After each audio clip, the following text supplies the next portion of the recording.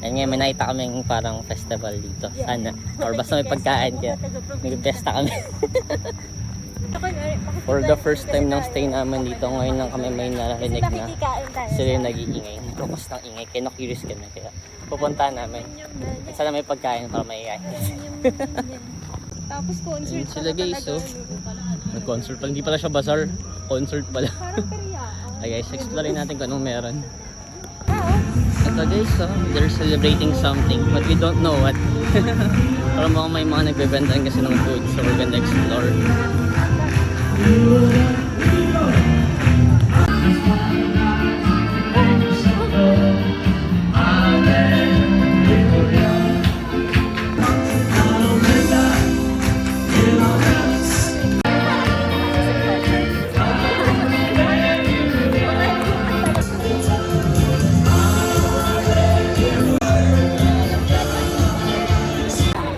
Guys, beer fest pala to, na may pa-concert, kaya puro mga inuman dito ng beer.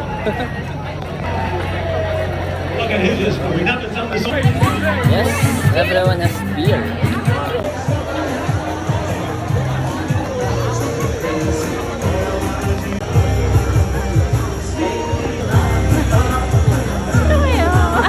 Palasing ka na wala pang beer. Naghanap lang kami ng bus pa away from Kanansawa kasi nananap namin ng Oktoberfest. Ay, bibili na kami ng beer. Oktoberfest ng August. Baka naman di Oktoberfest, talagang beer fest lang or something. Ay, hindi na namin tignan yung mga nakasunod kasi. Nag-enjoy lang kami. Yun lang guys, ang haba ng pila. So hanap kami ng konting pila. Yan no. Yung mga nakatayo na yun, hindi sila lahat nakiparty lang. Nakapila sila lahat sa mga kainin. Yan no, walang pila.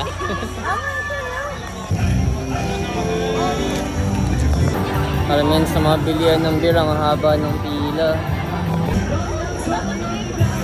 Ayan, at yung nakapila yan sa isang store lang.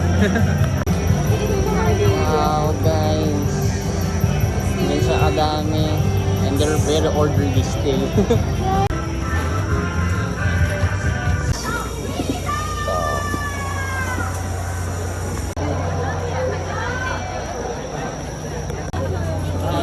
Tingnan ko na lang ano orderin niyo. Okay. So, after namin magbayad doon, pila ulit dito sa pangalawa to claim.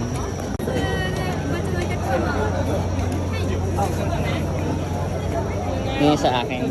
So, guys, we got our beer. I'm happy. Kat, I'm not sure. So, umorder din niya. Alam na ganito pala yung beer na in-order. Akala ko isang ganito lang yung bibili namin. Dito tayo? Alright.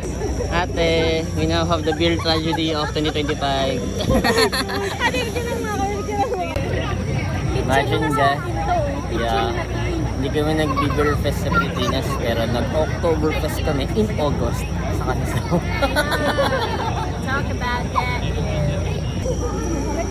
Guys, sakto. May nagpapapritis na to kanina. Kompleto na. May beer na, may pulutan na.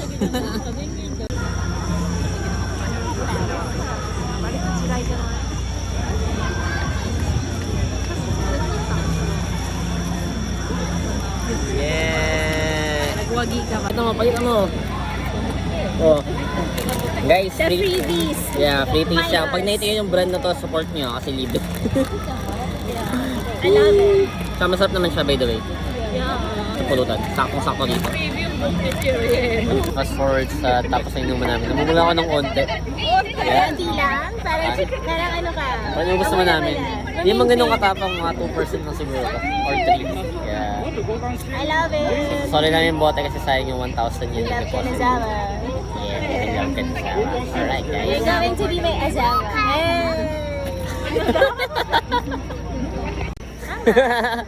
Yeah, well that's it for this night. After ng Kanazawa Castle, naki-party kami dito sa kanilang Oktoberfest in August. So now we're gonna say goodbye and say goodnight kasi pauwi namin sa akin. See you soon guys. Bye!